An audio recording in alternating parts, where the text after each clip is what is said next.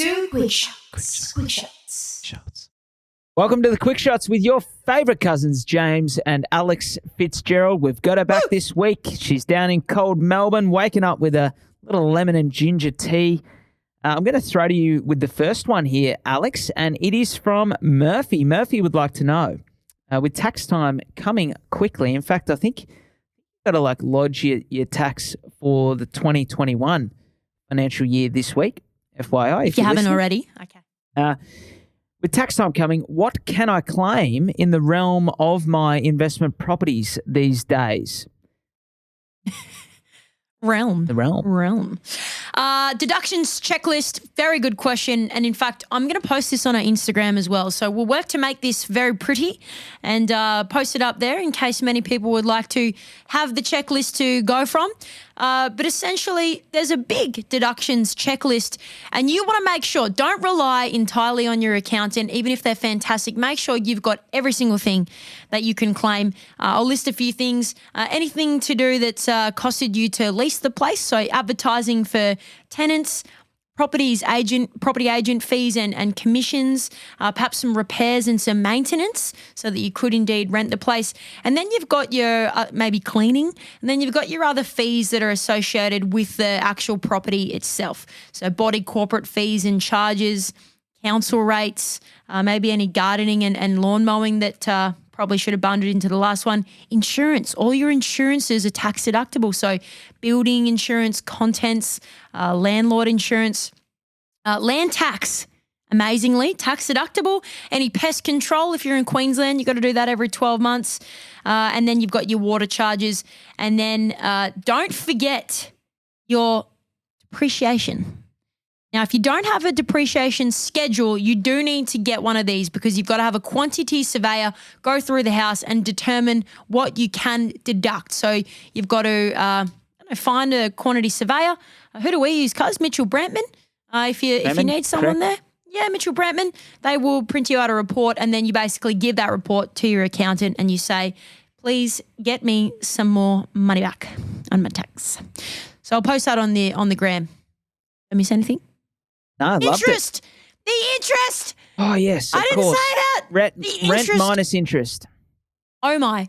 The interest repayments are tax deductible. Everything that I've listed is only tax deductible if it is a property investment, unfortunately, but also fortunately in another sense. In Australia, your own home is not tax deductible, but all your investments are. Just give it a catch a breath there. Ooh, lucky. Cuz, this one's for you. Yes. Lucky. This one's from Jess. Do I need to know my credit score before I apply for a loan? Well, you don't have to, but it might be handy to know. Could be handy. For those who don't know, a credit score basically rates how good a borrower you are or how good an applicant you are. Or payer. I'm going to say you can get free credit scores done. I've done them in the past through VEDA, VEDA. They're an agency that I think most of the banks use. Basically, they give you a score out of 0 to 1,200 or so. I think so. And the higher, the better. So if you get a low score, don't give yourself high fives. It's probably not a good thing. And what they look at is any debts that you've had today, in the past, currently, what your credit limit is, how often you've made applications. So shopping around can actually hurt your credit score if you've made a bunch of applications with different banks. Got to be careful. So it can be handy to know. They obviously also look at your history as a payer, defaults that you've had, any missed payments. It would certainly help. The banks are going to get all that done anyway as part of an application. You certainly don't need it, but it could be handy to know, particularly if you're a little bit worried about a couple of things that might have happened a little while ago, because with the passage of time, your score does improve. So if you've got something that's a bit of a skeleton in the closet, don't worry too much, because if it was quite a while ago, it doesn't have a big impact on your credit score. But it can also, Cuz, be something as simple as applying for multiple phone bills. Like phone. Correct. Any debt account that you've had where they've billed you after the event. I had one actually, like an old bill from 5 years ago that I didn't know about. Yeah. Yeah, so it is handy to know, put it that way. Hey, last one here. We hear a lot about at the moment, and this has come from Sam. You hear about banks overseas just taking their clients' money if they go into liquidation. Can that happen in Australia? Is my money safe in the bank? Asked Sam. Such a good question. And I actually wondered this myself, not because I'm a recession forecaster, but because, you're reading a lot about it at the moment and you just want to sort of know where you stand.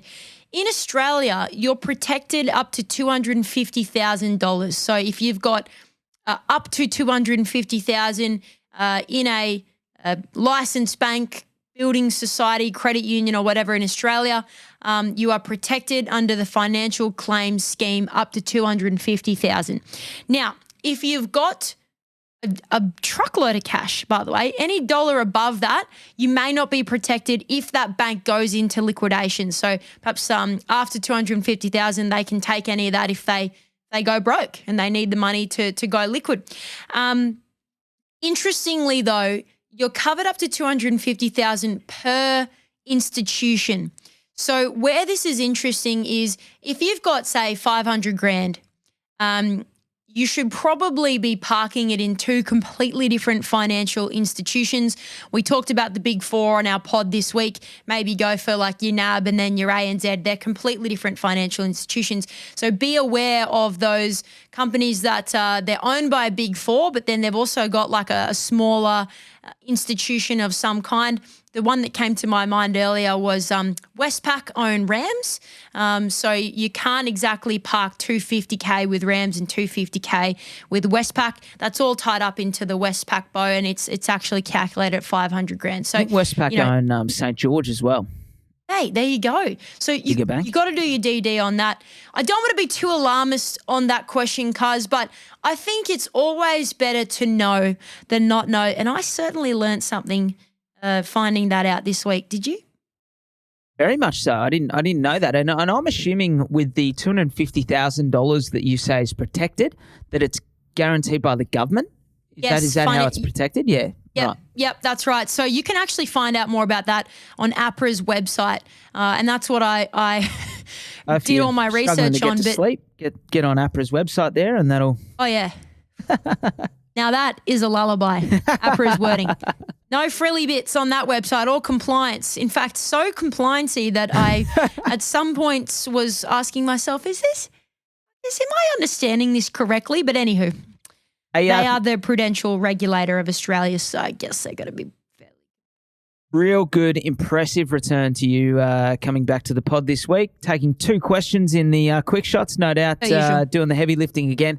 Guys, that is quick shots for this week. If you enjoy the pod, please recommend us to a friend. We know you do. We love you for it. If you've got a question, send us an email, or they're always in the show notes, or you can get in touch with us through Instagram. A lot of people do that at the doubleshot.podcast. Is that right? Just search Double Shot Podcast. You'll find us. We'll be there somewhere. Find us. We're there. Find us. Look us up. Have a great weekend, everyone.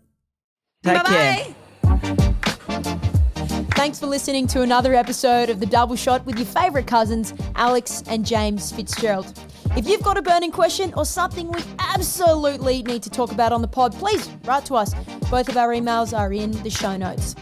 For little real estate tidbits and a little bit of banter, a lot of banter, you can follow us on the gram. Our handle is thedoubleshot.podcast. That, my friends, is thedoubleshot.podcast. Until next time, think of us when you sit back and sip your next double shot.